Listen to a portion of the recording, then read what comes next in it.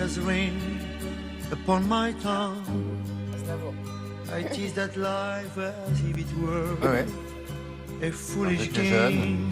Charles The Aznavour. way 21 septembre, donc, je vous disais tout à l'heure que c'est une étude américaine qui l'a confirmé, au fond, ce que l'on savait peut-être déjà, que la pratique du yoga, ça pouvait renforcer notre capacité cognitive liée à l'âge. Mais c'est pas tout, hein, d'ailleurs. Mais ça, on le savait déjà. Hein, non, on ne savait pas, ça n'avait pas été prouvé en fait, et ça a été publié récemment dans le journal de la maladie d'Alzheimer. Et vous savez que c'est quand c'est publié que les résultats sont vraiment avérés. Alors, ce sont des chercheurs de l'université de Los Angeles qui ont montré que le yoga, couplé à une activité douce, méditative, pouvait avoir une action sur notre cerveau et pouvait renforcer nos capacités mentales. Alors, comment ils ont fait? Ils ont recruté des volontaires qui avaient des petites pertes de mémoire, qui avaient le cerveau qui partait un peu en sucette, comme on dit.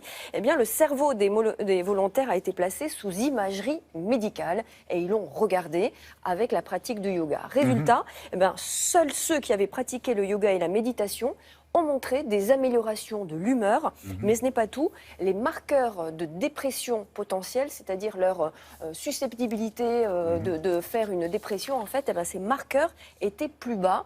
Idem pour la mémoire visualo-spatiale, c'est-à-dire la façon que vous avez d'appréhender les volumes et la géométrie. Ils ont passé au scanner pendant qu'ils pratiquaient le yoga? Avant et après, ouais. donc imagerie cérébrale, Ouais. et ils ont déduit que le yoga améliorait justement ses capacités. Alors il y a justement un yoga qui associe la méditation et la pratique du yoga, c'est le yoga tibétain. Et la médecine tibétaine, figurez-vous, englobe d'ailleurs le yoga dans des cures anti-vieillissement, en utilisant aussi par d'autres soins de nombreuses plantes. Et bien, nous sommes rendus dans un des plus beaux centres tibétains de Paris.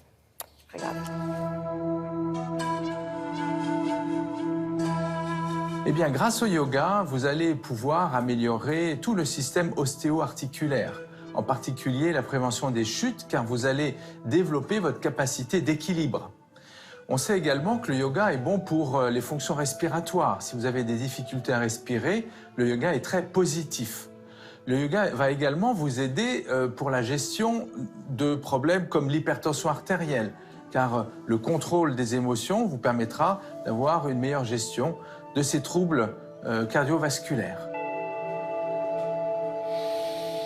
Pour les articulations, vous allez développer à la fois la souplesse, vous allez pouvoir développer également la force, vous allez pouvoir donc permettre à l'individu de trouver sa position dans l'espace tout en ayant donc une capacité à se mouvoir avec plus d'aisance.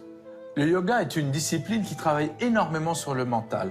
On sait que grâce à la pratique du yoga, on va pouvoir gérer le stress avec beaucoup plus d'efficacité. On pourra lutter également contre la dépression.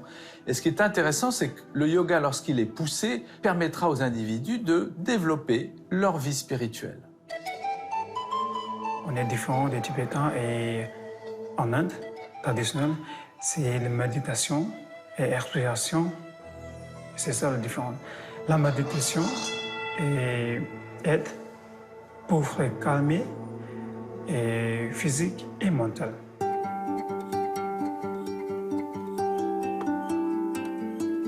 Pour lutter contre le vieillissement, le médecin tibétain propose un cure qui s'appelle l'Om. C'est pratiqué depuis 2500 ans.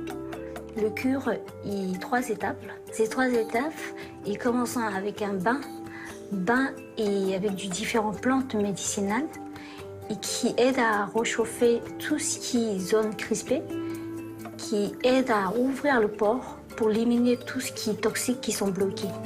Ensuite, on englobe avec le poudre de pois chiche qui aide à être plus profond pour observer tout ce qui est l'humidité, surtout dans les articulations et les tendons. Ensuite, on fait un massage avec de l'huile chaude qui referme le pore pour garder tous les principes qui sont liés avec le massage, englobement et aussi le bain. Ça a l'air doux. Alors c'est un endroit complètement hallucinant parce que vous partez en voyage pendant 2 heures et quand vous sortez de là, vous êtes un peu déphasé, un peu déconnecté du monde. Vous êtes en décalage horaire. Oui, ça s'appelle les voyages autour de soi. Les nouveaux établissements comme ça de bien-être, surtout orientalistes, permettent de voyager à l'intérieur de soi et ça vaut tous les week-ends du monde. Merci beaucoup Laurence. Ce soir, n'oubliez pas le téléphone.